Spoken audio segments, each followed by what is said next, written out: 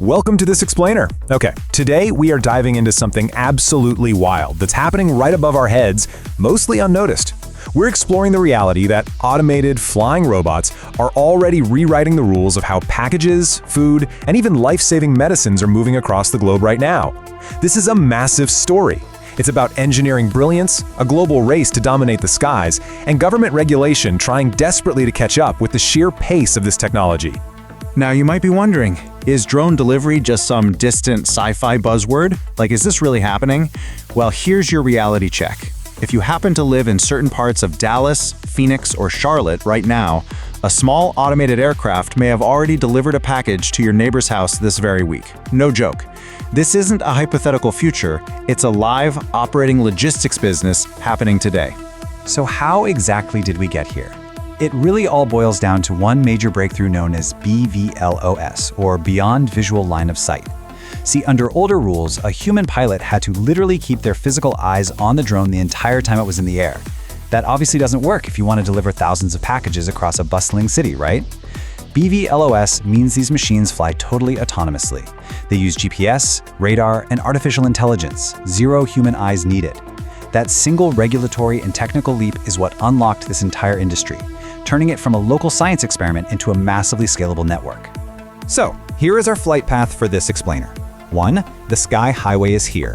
2. How drones actually deliver. 3. Saving lives from the sky. 4. Turbulence, rules and noise. And finally, 5. Managing our future skies. All right, let's jump right into part 1. The sky highway is here. Just to give you an idea of the scale we're talking about, we are anticipating an absolute explosion from roughly 30,000 active delivery drones in 2024 to over 275,000 active units by the year 2030. That is huge. Major corporations have already poured hundreds of millions of dollars into this. The sky above you is about to get a whole lot busier. Moving on to part 2, how drones actually deliver. Because getting a package from 300 feet up in the air down to your doormat without crashing is a massive, giant puzzle. Engineers have basically come up with 3 distinct solutions. First, you've got the parachute drop, pioneered by Zipline. The aircraft stays way up high, drops the package on a small parachute, and never comes near the ground. Then, we have the clever hover and lower method. The main drone safely hovers at 300 feet and lowers a tiny self-steering droid down on a tether, kind of like a really sophisticated fishing line, to just gently place your package. And finally, there's the eVTOL approach, or electric vertical takeoff and landing, used by Amazon. These hybrid drones transition from forward flight to hovering, actually descending close to the ground to drop the package directly. Now, these different methods highlight some really crucial design trade-offs. On one side, you have heavy drones. Think of Amazon's MK30, which weighs about 78 pounds empty just to carry a tiny 5-pound package. That weight gives it great stability in the air, but it carries a ton of kinetic energy, meaning if the system ever fails, the stakes on the ground are much higher. On the flip side, you have companies like Zipline and Alphabet's Wing utilizing much lighter aircraft. They keep the heavy, dangerous components high in the air, a strategy that has successfully avoided structural crash patterns into buildings so far. Which brings us to section 3, saving lives from the sky. The suburban delivery battles for your next toothbrush are super interesting for sure, but this next stat is profound: 51%. Peer-reviewed research shows that in Rwanda, Zipline's delivery of emergency blood by drone caused a 51% reduction in in-hospital maternal mortality from postpartum hemorrhage. I mean, think about that. When an obstetric emergency happens, delivering blood products in 15 to 45 minutes instead of 3 hours over a muddy road, that is literally the difference between life and death. To really ground this, take a look at this specific anecdote. A child with severe malaria in rural Rwanda was in critical condition. The specialized pediatric blood they needed would normally take 3 agonizing hours by road from the capital. But instead, a drone arrived in minutes, dropping chilled blood by parachute directly into the hospital courtyard. That right there is the true life-changing power of this technology when it's operating at scale. And you know what else? Alongside literally saving lives, this is a massive, quiet climate win hiding in plain sight. Empirical research shows that for lightweight packages, drones produce 84% lower greenhouse gas emissions per parcel compared to heavy, idling diesel delivery trucks. They fly in direct lines, they run on clean electricity, and they completely skip traffic. It's a huge win. But of course, it isn't all clear skies. Section 4, turbulence, rules and noise. There are very real bottlenecks keeping this tech grounded. For the US market, it's been an agonizing regulatory timeline for the FAA's Part 108 rule. This is the big rule meant to finally legalize beyond visual line of sight operations at scale. It kicked off with an executive order, then got totally derailed by a 43-day government shutdown. And as of this recording in July 2026, the entire industry is stuck in limbo, waiting while this massive 700-page rule sits on a desk in a regulatory review office. Every major US operator right now is just functioning on temporary, case-by-case waivers.